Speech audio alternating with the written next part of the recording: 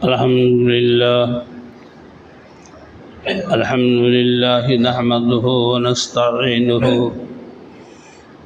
ونستغفره ونؤمن به ونتوكل عليه ونعوذ بالله من شرور أنفسنا ومن سيئات أعمالنا من يهده الله فلا مضل له ومن يضلل فلا هادي له وأشهد أن لا إله إلا الله وحده لا شريك له وأشهد أن محمدا عبده ورسوله صلى الله تعالى عليه وسلم.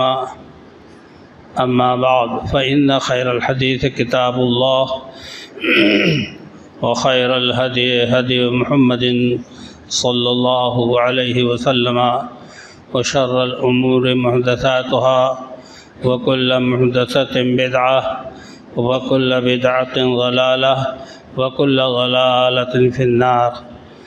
أعوذ بالله السميع العليم من الشيطان الرجيم. بسم الله الرحمن الرحيم. يا أيها الذين آمنوا اتقوا الله حق تقاته ولا تموتن إلا وأنتم مسلمون. يا أيها الناس اتقوا ربكم الذي خلقكم من نفس واحدة وخلق منها زوجها وبث منهما رجالا كثيرا ونساء واتقوا الله الذي تساءلون به والأرحام إن الله كان عليكم رقيبا. يا أيها الذين آمنوا اتقوا الله وقولوا قولا سديدا يصلح لكم أعمالكم ويغفر لكم ذنوبكم ومن يطع الله ورسوله فقد فاز فوزا عظيما.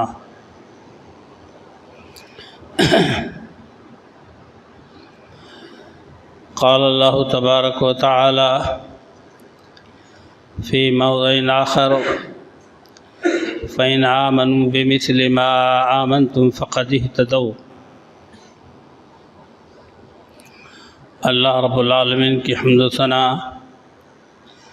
ذات وحدہ لا شریک کی عظمت و بزرگی اور بڑائی و کبریائی ذکر کرنے کے بعد بے شمار درود و سلام ہوں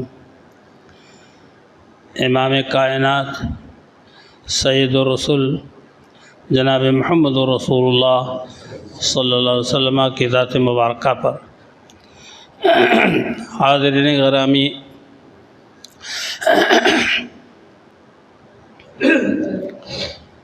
خلفائے راشدین میں سے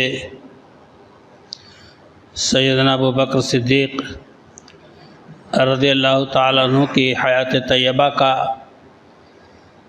ایک مختصر سا حصہ میں نے آپ کے سامنے 2 جمعہ کے خطبات میں بیان کیے. آج خلیفہ دوم امیر المومنین سیدنا جناب عمر رضی اللہ تعالی عنہ کے بارے میں کچھ کہنے کی سعادت حاصل کر رہا ہوں. یہی وہ خلفائے راشدین ہیں اور صحابہ کرام رضوان اللہ علیہم کی زندگیاں ہیں جن کے ذریعہ قوم نے، ملت اسلامیہ نے ہدایت کے روشن راہ کو اپنانے کی کوشش کی ہے. کوئی اگر نماز ادا کرتا ہے، کوئی ایمان لاتا ہے، کوئی نماز ادا کرتا ہے، کوئی صدقہ خیرات کرتا ہے، زکوٰۃ دیتا ہے، جہاد اسلامی میں شریک ہوتا ہے، روزہ و افطار اور سحر کرتا ہے، تو جہاں یہ سارے امور قرآن اور حدیث کے بتائے ہوئے ہیں، وہیں صحابہ کرام رضوان اللہ علیہم اجمعین خلفائے راشدین کے اسوہ و طریقہ کار کو سامنے رکھتا ہے. کیا انفاق فی سبیل اللہ کے وقت ابو بکر صدیق اور عمر فاروق رضی اللہ تعالیٰ عنہ کے واقعات کا تذکرہ نہیں ہوتا ہے؟ یقیناً ہوتا ہے تاکہ امت کے افراد کے جذبات ابھریں اللہ کی راہ میں خرچ کرنے کے لیے۔ میرے دوست اور بھائیوں، تو یہی وہ ہستیاں ہیں جو ہمارے اور آپ کے لیے مشعل راہ ہیں۔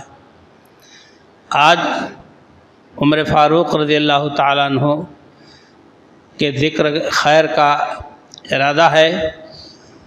برادران اسلام، آپ کا نام عمر بن الخطاب ہے، خطاب کے بیٹے عمر۔ آپ کا لقب فاروق ہے، آپ کی کنیت ابو حفص ہے۔ کنیت کہتے ہیں کہ باپ اپنے بیٹی یا بیٹا کی طرف نسبت کر کے یہ بتائے کہ میں فلاں کا باپ ہوں، جسے حضور اکرم جناب محمد رسول اللہ صلی اللہ علیہ وسلم کی کنیت ابو القاسم ہے کہ میں قاسم کا ابا ہوں۔ اور عمر رضی اللہ عنہ کہتے ہیں کہ میں ابو حفص ہوں، حفصہ کا رضی اللہ عنہ ام المومنین جو نبی صلی اللہ علیہ وسلم کی زوجیت میں تھیں۔ آپ نے اپنا لقب ابو حفص رکھا کہ میں حفصہ کا باپ ہوں۔ دور جاہلیت میں ایک دور ایک زمانہ انہوں نے گزار دیا۔ عمر فاروق رضی اللہ تعالیٰ عنہ نے جس سختی سے اپنی زندگی گزاری ہے، جن حالات سے گزرے ہیں، تاریخ اس بات پر شاہد ہے کہ ان کے باپ عمر ابن الخطاب یعنی خطاب، ان کے باپ ان سے اونٹ چروایا کرتے تھے۔ اونٹ چرائیے اور چانٹے رسید کیا کرتے تھے، تھپڑ مارتے تھے، بڑے سخت جان تھے ان کے والد خطاب۔ اور کہتے تھے اے عمر تجھے اونٹ چرانا نہیں آتا۔ اپنے خالاؤں کے اونٹ بھی چرایا کرتے تھے، دن بھر میں کچھ کشمش وغیرہ کھجور وغیرہ دے دیا کرتی تھی۔ میرے دوست اور بھائیوں، لیکن حضرت عمر فاروق رضی اللہ تعالیٰ عنہ کا دور گزر رہا تھا۔ ایک ساتھی نے پوچھا تھا کہ اے عمر بتاؤ تمہیں کیا پسند ہے، اپنی زندگی میں تم کیا تمنا رکھتے ہو؟ تو عمر رضی اللہ عنہ نے کہا تھا میری تمنا آرزو ہے کہ میرے پاس 100 اونٹ ہوں، میں انہیں چراؤں، اونٹنیوں کا دودھ پیوں اور ان کے اون سے خیمے بناؤں اور اس کے بعد اس میں آرام کی زندگی گزاروں۔ میری یہ تمنا ہے۔ یہ دور جاہلیت کا دور ہے۔ جب آدمی جاہلیت میں رہتا ہے، اسلام سے پرے رہتا ہے، دنیا ہی کو سب کچھ سمجھتا ہے، یہاں عیش و عشرت کی زندگی کو ترجیح دیتا ہے، تو اس کا مزاج ایسے ہی ہوتا ہے۔ لیکن جب آدمی دائرہ اسلام میں آ جاتا ہے تو اس کا مزاج بدل جاتا ہے۔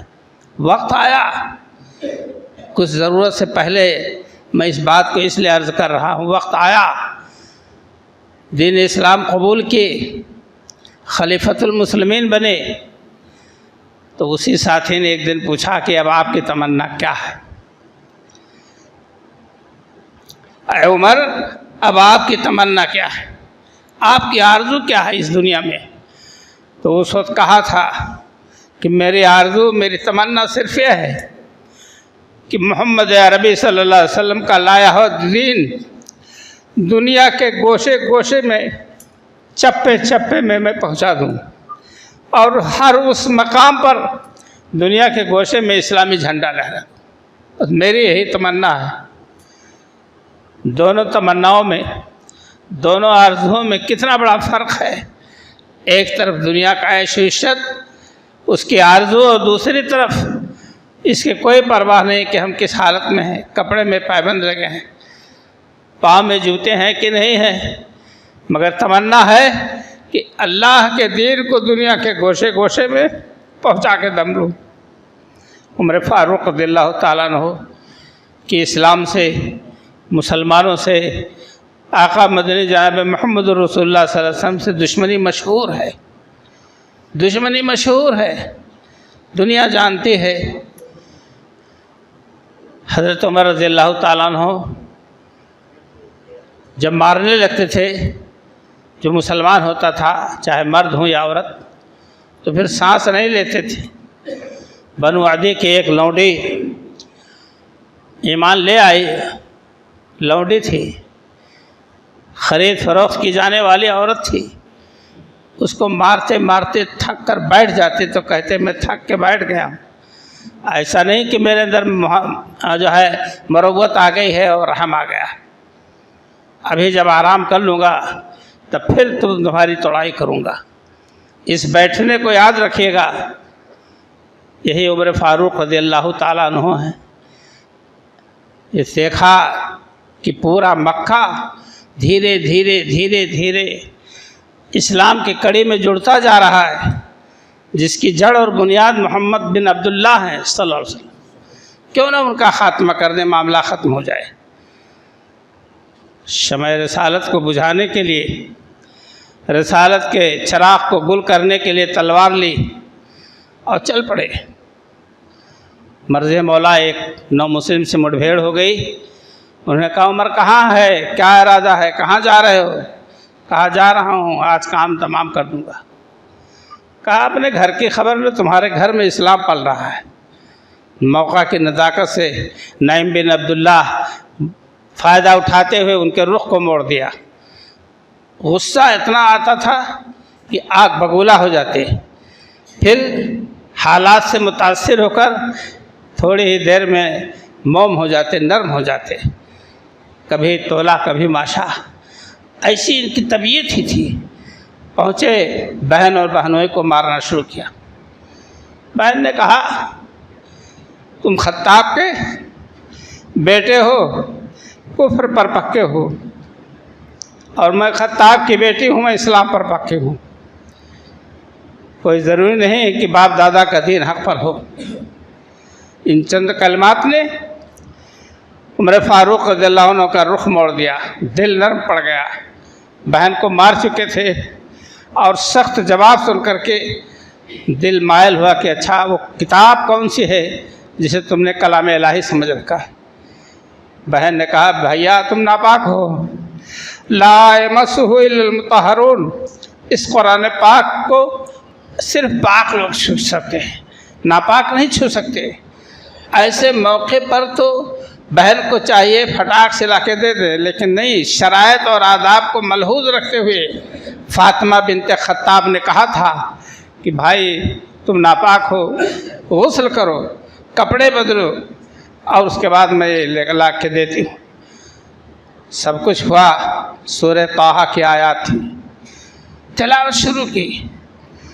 طٰہٰ ما انزلنا علیک القرآن لتشقی الا تذکرۃ لمن یخشی تنزیلا ممن خلق الارض والسماوات العلی الرحمن۔ پوری سورہ پڑھتے جا رہے ہیں، آنکھوں سے آنسو جاری ہے، آنسو بہہ رہے ہیں۔ قرآن کی تاثیر ہے یہ، قرآن کے اندر جو تاثیر ہے، بڑے بڑے پتھر دل کو اس نے موم کر دیا۔ کتنے جابر و ظالم لوگ تھے جو اپنے ظلم و جبر سے توبہ کر کے اور راہ راست پر آ گئے ہیں۔ قرآن کی تاثیر خود حضرت عمر فاروق رضی اللہ عنہ کی تلاوت سے سنیجیے۔ جب پہنچے اننی انا اللہ لا الہ الا انا فاعبدنی واقم الصلاۃ لذکری ان الساعۃ آتیۃ نکاد اخفیہا لتجزی کل نفس بما تسعی۔ اس مقام پر تلاوت کرتے کرتے پہنچے کہ یقیناً میں اللہ ہوں، لا الہ الا انا، میرے سوا کوئی معبود ہے ہی نہیں، لائق عبادت میری ہی ذات ہے، فاعبدنی، تم میری عبادت کیجیے، واقم الصلاۃ لذکری، میری یاد کے لیے آپ نماز قائم کیجیے۔ دل پر نقش ہوتا گیا، دماغ میں بیٹھتا گیا۔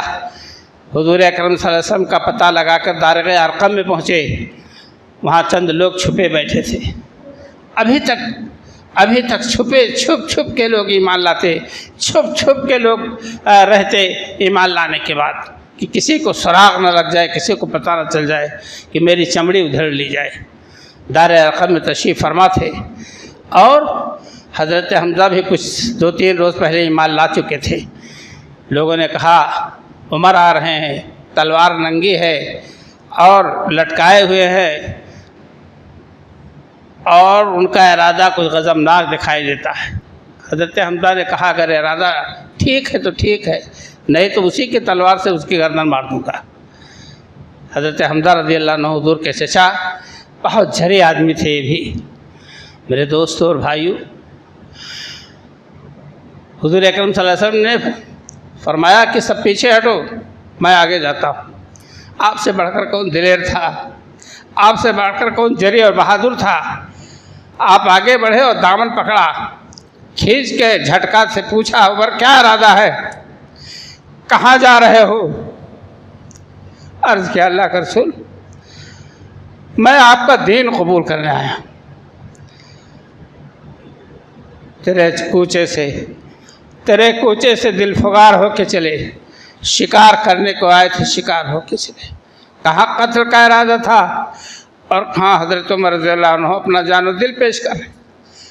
لا الہ الا اللہ، اشہد ان لا الہ الا اللہ و اشہد ان محمد عبدہ و رسولہ کا کلمہ پڑھا، نعرہ تکبیر بلند ہوا۔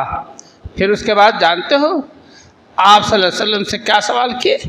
ان کی جرأت، ان کی ہمت، ان کا جوش و جذبہ، اے اللہ کے رسول صلی اللہ علیہ وسلم کیا ہم زندہ یا مردہ جس حالت میں رہیں حق پر نہیں ہیں؟ آپ صلی اللہ علیہ وسلم فرمایا کہ عمر ہم چاہے مرے یا جیے ہم ہر حال میں حق پر ہیں۔ تو آپ نے فرمایا والذی بعث بالحق لنخرجن، قسم ہے اس ذات کی جس نے آپ کو حق کے ساتھ بھیجا ہے، حق دے کر کے بھیجا ہے، ہم ضرور نکلیں گے۔ اب علانیہ اور خاموشی کوئی چیز نہیں۔ چنانچہ صحابہ کرام جو چند لوگ تھے دو صفوں میں نکلے، حضور اکرم صلی اللہ علیہ وسلم کو اپنے بیچ میں لے کر، ایک طرف عمر فاروق ہے اور دوسرے طرف حضرت حمزہ رضی اللہ عنہ۔ اسی دن حضور اکرم صلی اللہ علیہ وسلم نے عمر رضی اللہ عنہ کا خطاب اور لقب دیا کہ عمر الفاروق، کہ دین اسلام اور کفر کے درمیان فرق کرنے والے ہیں۔ اسی دن آپ کا لقب فاروق پڑا، اللہ کے رسول صلی اللہ علیہ وسلم نے دیا۔ خانہ کعبہ کے پاس گئے اور وہاں پر لوگوں نے نماز ادا کی، اور اس کے بعد کہتے ہیں کہ عمر رضی اللہ تعالیٰ عنہ کی جرأت، ابو جہل کے پاس پہنچے، دروازہ کھٹکھٹایا، ماموں لگتے تھے، نکلے، کہا کیا حال ہے؟ کہا میں مسلمان ہو گیا ہوں، کچھ کرنا چاہتے ہو؟ غصے سے دروازہ بند کر لیا۔ پورے مکے میں شور ہو گیا کہ عمر ایمان لے آئے۔ اب عمر فاروق رضی اللہ تعالیٰ عنہ ہیں اور مکہ کے افراد ہیں، ٹوٹ پڑے آپ پر، مارتے تھے مار کھاتے تھے، مارتے تھے مار کھاتے تھے، یہاں تک کہ سورج سر پہ آ گیا۔ اور نتیجہ یہ ہوا کہ عمر فاروق رضی اللہ عنہ تھک کر بیٹھ گئے۔ اس دن بھی تھک کے بیٹھتے تھے، جب لبینہ لوڈی کو مارتے تھے کفر کی حالت میں تو کہتے تھے میں تھک کر بیٹھ گیا ہوں، مروت میں نہیں بیٹھا۔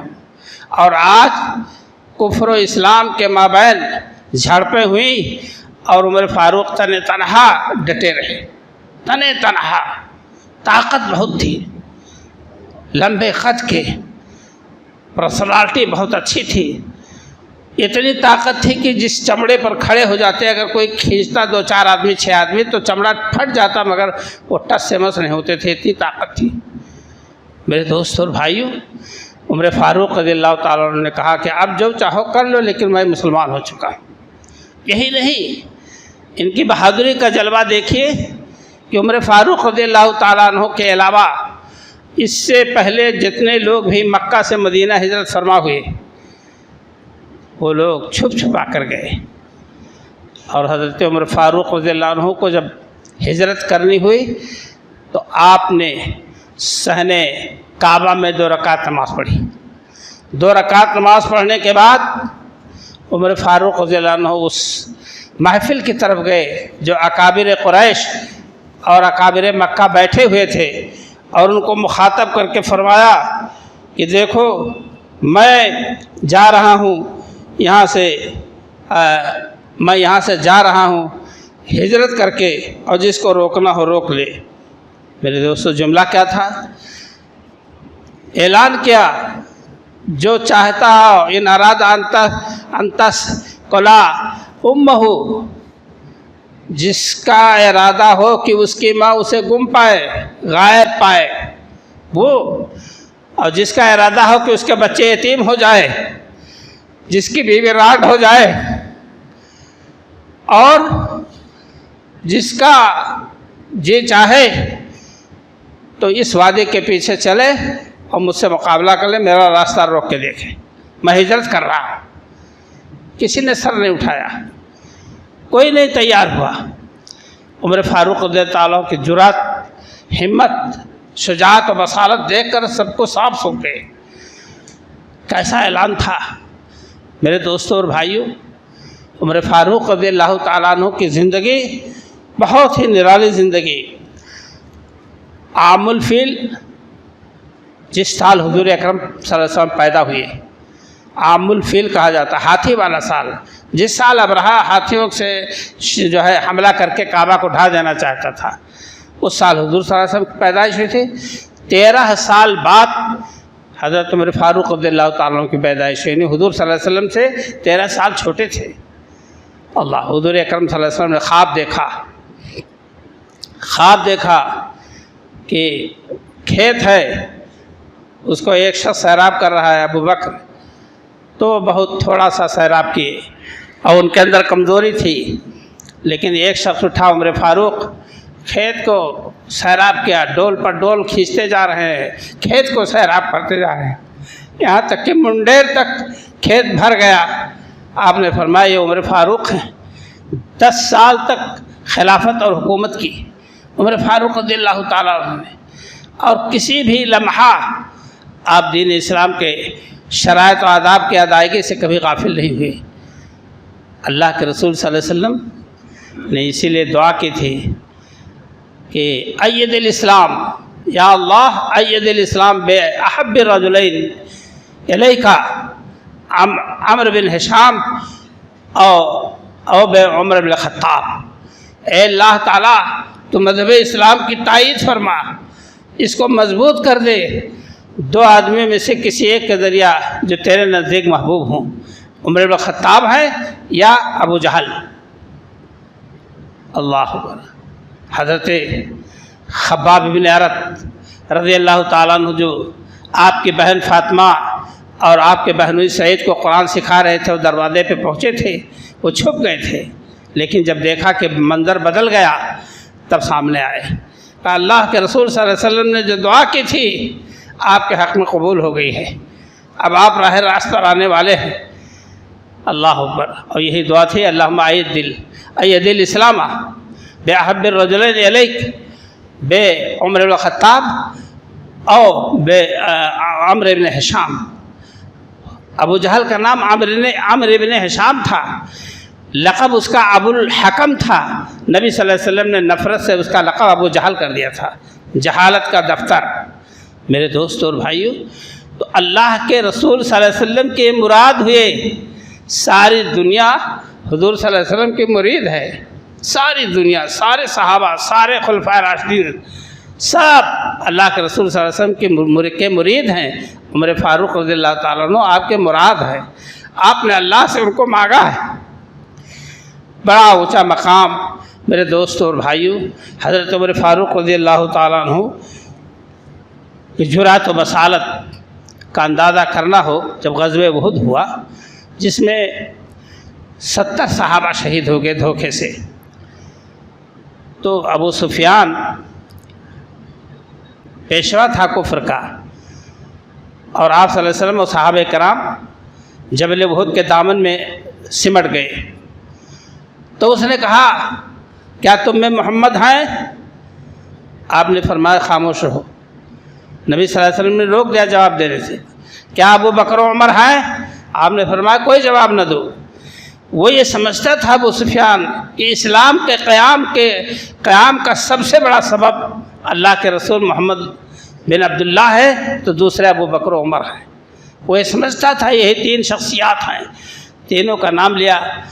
تب اس نے کہا کہ سب کا صفایا ہو گیا، ملیا میٹ ہو گئے سب۔ اب عمر فاروق کو برداشت نہیں ہوا، کہا سب کے سب زندہ ہیں، اور تیری سرکوبی کے لیے، تیری رسوائی کا یہ سامان ہے سب، سب موجود ہیں. تو اس نے کہا اولا حبل. تب اللہ کے رسول صلی اللہ علیہ وسلم فرمایا کہ جواب دو اس کو. وہ کہہ رہا ہے حبل کی حبل بت کی جو کعبہ کے چھت پر رکھا ہوا تھا، جو بڑا بت مانا جاتا تھا، اس کی جے ہو. آپ نے فرمایا کہو اعلیٰ و اجل، سب سے اونچا سب سے بلند و بالا اللہ کی ذات ہے. اس نے کہا لنا عزا ولا عزا لکم، ہمارے لیے تو عزا بت ہے، تمہارے لیے تو کوئی نہیں ہے. اللہ کے رسول صلی اللہ علیہ وسلم فرمایا کہ اے عمر جواب دو اللہ مولانا ولا مولا لکم، ہمارے لیے تو مولا مددگار ہے، تمہارا کوئی نہیں مددگار ہے. اور یہی نہیں، ہمارے شہداء، ہمارے مقتولین جنت میں ہوں گے اور تمہارے مقتولین جہنم میں ہوں گے. دونوں میں برابری کبھی نہیں ہو سکتی ہے اور نہ ان کو کوئی اونچا مقام مل سکتا ہے.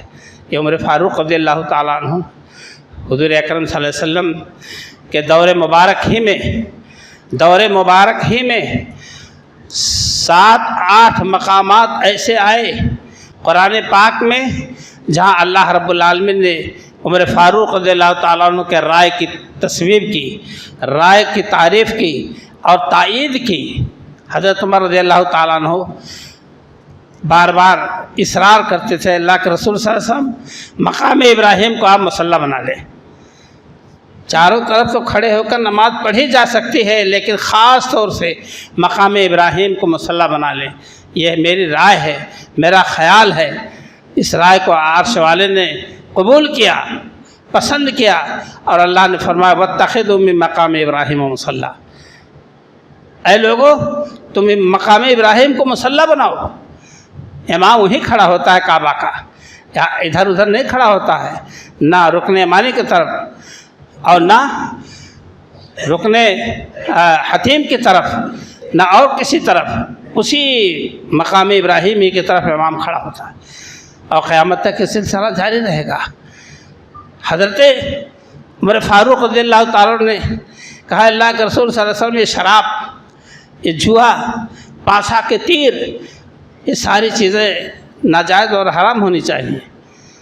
بات پڑی رہی. اللہ کے رسول صلی اللہ علیہ وسلم اپنی طرف سے کوئی بات نہیں کہتے تھے اور نہ جلد بازی فرماتے تھے، خاموش رہتے، اللہ کے حکم کا انتظار کرتے. قرآن نے تائید کی یا ایھا الذین آمنوا انما الخمر والمیسر والازلام رجس من عمل الشیطان فاجتنبوہ لعلکم تفلحون. اے ایمان والو سن لو غور سے، بے شک شراب، جوا، پاسا کے تیر اور بتوں پر چڑھاوے یہ سب شیطانی عمل ہے، ناپاک ہیں. اس سے بچو تاکہ تمہاری کامیابی ہو. اللہ کے رسول صلی اللہ علیہ وسلم نے گزارش کیا، اللہ کے رسول صلی اللہ علیہ وسلم سے گزارش کی کہ اللہ کے رسول آپ کے خانہ مبارک میں، گھر کے اندر فاسق فاجر اور نیک سبھی لوگ داخل ہو جاتے ہیں. آپ امہات المومنین کو، ازواج مطہرات کو پردے کا اور اپنے گھر میں بغیر اجازت کسی کو داخلے کے اجازت نہ دے، بغیر اجازت داخل ہوں. یہ ایک طلب تھی عمر فاروق رضی اللہ تعالیٰ.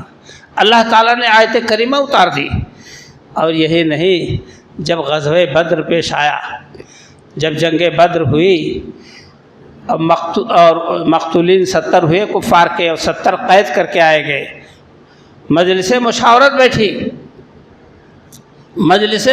بیٹھی. کہا ابو بکر تمہاری کیا رائے ہے، ان کے ساتھ کیا سلوک کیا جائے؟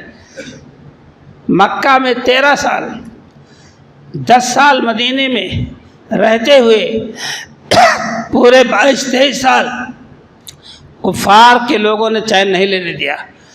اب وہ پھنس گئے ہیں، قید و بند میں ہیں، انہیں تو اپنے موت کا انتظار کرنا چاہیے. برادران اسلام، عمر فاروق نے کہا اللہ ان سے راضی ہو کہ اے اللہ کے رسول صلی اللہ علیہ وسلم فیصلہ کیا؟ اگر باپ ایمان لایا ہو، بیٹا کافر ہو کے گرفتار ہو کے آئے تو باپ بیٹے کو قتل کرے، حوالے کیا جائے. بھانجا ایمان لے آیا ہے، ماموں گرفتار ہو کے آیا ہے، چچا ایمان لایا ہے، بھتیجا گرفتار ہو کے آیا ہے. یہی نہیں بلکہ مطالبہ کیا کہ ہمارے خاندان کو ہمارے حوالے کیجیے، میں اسے قتل کروں. کوئی رو رعایت نہیں، کوئی رو رعایت نہیں. اللہ کے رسول صلی اللہ علیہ وسلم بھی خود رحم دل تھے. ابو بکر صدیق رضی اللہ تعالیٰ عنہ کا مزاج بھی کچھ ایسے تھا. ابو بکر صدیق رضی اللہ عنہ کی طرف توجہ کی. تو عرض کیا ہے اللہ کے رسول میں چاہتا ہوں کہ فدیہ لے کر چھوڑ دیا جائے. فدیہ لے کر چھوڑ دیا گیا, قیدیوں کو چھوڑ دیا گیا. قرآن کی آیت اتری کہ بہت غضب کیا, دنیاوی معلومات لے کر فدیہ لے کر چھوڑ دیا. ایسے لوگوں کو اس کا خمیازہ بھگتو گے. نتیجہ یہ ہوا کہ غزوہ احد میں 70 صحابہ شہید کیے گئے. معمولی بات نہیں ہے. عمر فاروق رضی اللہ عنہ بہت صاحب الرائے تھے. ایک واقعہ مشہور ہے حدیث میں کہ حضرت نبی اکرم صلی اللہ علیہ وسلم مدینہ منورہ میں رہتے ہوئے مجلس سے اٹھے اور اچانک اٹھے اور نظروں سے اوجھل ہو گئے. ابو ہریرہ رضی اللہ تعالیٰ عنہ کہتے ہیں کہ ہم لوگ تھوڑی دیر بعد اٹھ کھڑے ہوئے. چاروں طرف آدمی پھیل گئے کہ اللہ کے رسول صلی اللہ علیہ وسلم آخر گئے کہاں؟ کسی دشمن نے تو نہیں اچک لیا؟ تلاش کرتے کرتے کسی کے ہاتھ نہیں آئے. ابو بکر صدیق رضی اللہ عنہ, ابو ہریرہ رضی اللہ تعالیٰ عنہ کہتے ہیں کہ میں ایک انصار کے باغ کی طرف گیا اور اس کے چاروں طرف گھوما. جو دیوار جو ہے بنائی گئی تھی باغ کی حفاظت کے لیے, تو کہتے ہیں کہ میں ایک جگہ پہنچا جہاں تھوڑا سوراخ تھا. فاحتفظت کما تحتفظ الثعلب, میں ایسے ہی سمٹ کے گھسا جیسے لومڑی گھستی ہے سوراخ میں, اور جا کے دیکھا تو اللہ کے رسول صلی اللہ علیہ وسلم باغ میں تشریف فرما ہے. عرض کیا اس دیوار کے پیچھے مدینہ میں مسلمان بھائی بہت پریشان ہیں, بہت زیادہ آپ کی غیر حاضری سے, اور بہت زیادہ الجھن میں ہیں. تو آپ نے فرمایا کہ لو میری جوتیاں. نالین مبارک لیے اور آپ نے فرمایا جاؤ اور جو ملے اسے کہہ دو من قال لا الہ الا اللہ دخل الجنہ, جو لا الہ الا اللہ کا کہنے والا ہو جنت میں جائے گا. ابو ہریرہ رضی اللہ تعالیٰ عنہ اعلان کرتے جا رہے تھے. عمر فاروق رضی اللہ عنہ مل گئے. کہتے بس عمر فاروق رضی اللہ تعالیٰ عنہ نے ایک دھکا مارا سینے پہ, دھڑام سے پیچھے گرے. اللہ اکبر. روتے ہوئے پھر حضور کے پاس آئے. اللہ کے رسول میں اعلان کرتے ہوئے جا رہا تھا, عمر نے مجھے مارا. فخرت لستی, میں پیچھے کے بل گر پڑا. بلاؤ عمر کو. کیوں مارا؟ اللہ کے رسول صلی اللہ علیہ وسلم. لوگ اسی پر بھروسہ کر بیٹھیں گے, عمل ترک کر دیں گے, اور وہ سب بھروسہ کر بیٹھیں گے اور کوئی وجہ نہیں تھی. ظاہری الفاظ تو یہی بتا رہے ہیں, اور حقیقت یہی ہے کہ لا الہ الا اللہ کا پڑھنے والا جہنم میں نہیں جلے گا ہمیشہ. اعمال, کسی نے سوال کیا تھا اللہ کے رسول صلی اللہ علیہ وسلم سے, جب آپ نے فرمایا کہ مفتاح لا الہ الا اللہ مفتاح الجنہ, لا الہ الا اللہ جنت کی چابی ہے, تو صحابہ کرام چوکتے نہیں تھے. فوراً عرض کیا اللہ کے رسول تب ہم اسی پر بھروسہ کر لیں, نماز نہ پڑھیں, روزہ نہ رکھیں, حج زکوٰۃ. آپ نے فرمایا چابی میں دندانے ہوتے ہیں تب تالا کھلتا ہے. چابی صرف گول مول رہے اور اس کو گھماتے رہو تو تالا نہیں کھلتا ہے. اشارہ ہے کہ وہ جو دندانے وہ اعمال صالحہ ہیں. عمر فاروق رضی اللہ تعالیٰ عنہ کی نگاہ کہاں پہنچی جا کے. آپ صلی اللہ علیہ وسلم فرماتے تھے لو کان بعدی نبی اللہ کان عمر, اگر میرے بعد کوئی نبی ہوتا, گنجائش ہوتی اللہ کے ہاں, تو عمر ہوتے.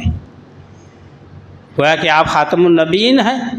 ما کان محمد ابا احد من رجالکم ولکن خاتم النبیین. آپ کسی مردوں کے باپ نہیں ہیں, بیٹیوں کے تو باپ ہیں.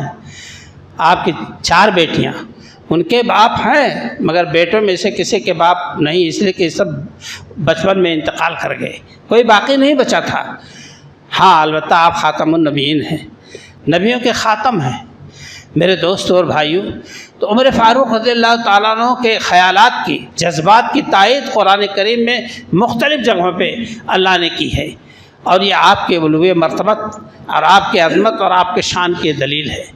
برادران اسلام, حضرت عمر فاروق رضی اللہ تعالیٰ عنہ کا عدل و انصاف, آپ کے تقوی و پرہیزگاری, آپ کی زندگی کے اندر جو سادگی تھی اور سادہ پنی تھی, اس کا تذکرہ انشاءاللہ آئندہ جمعہ میں کرنے کی کوشش کروں گا. اس لیے کہ کسی کی زندگی جو 60-65 سال تک پھیلی ہوئی ہو, اس کو 30 منٹ کے اندر بیان کرنا کسی کے بس کی بات نہیں. 30 دن بیان کرے تو شاید کچھ پورا ہو جائے, ورنہ نہیں. اس لیے میرے دوستوں اور بھائیوں، میں عرض کرنا چاہتا ہوں کہ اللہ تعالی ہم تمام لوگوں کو اسوہ رسول کے بعد اسوہ صحابہ اپنانے کی توفیق عطا فرمائے۔ اے اللہ تعالی ہمیں جو بیمار ہونے شفا عطا فرما،